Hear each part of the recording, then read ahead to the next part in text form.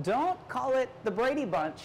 Just call it Sanford Luverne. I kid you not. There are 3 that we know of, there may be more, mother-daughter duos that work at Sanford Luverne, and all 3 of them say that they wouldn't have it any other way.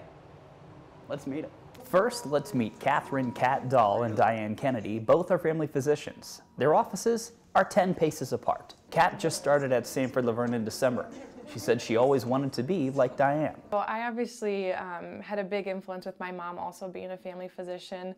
We grew up here. We would spend her call shifts kind of hanging out in the physician lounge, and on her first ER shift here, I was about a few weeks old and I accompanied with her for that ER shift. Diane's been at Sanford Luverne for 28 years. She said she cherishes working so directly with Cat and said both help one another out. I learn so much from her every day.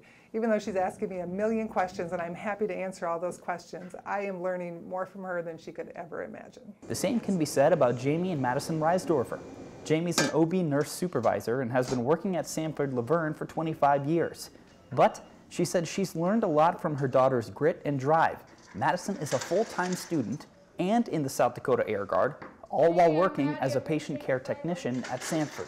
She loves all these different paths. She will say the military is her most favorite thing she does, which is crazy. That's why you don't pick what your kids do. You let them kind of choose their own paths, because I would never think I would have a daughter loading bombs and missiles on F-16s and then on the next side be a bedside nurse. But Jamie's impact on Madison can't be understated either. Well, whenever I was a kid, I always knew I wanted to be in the healthcare field. I remember my mom gave me like a stethoscope, like one of those play stethoscopes when I was a kid, and I just knew I always wanted to be a nurse. Jamie and Madison work opposite schedules, but often see each other on their way to and from work to exchange a quick hug and "See you later, I'm leaving, I love you,"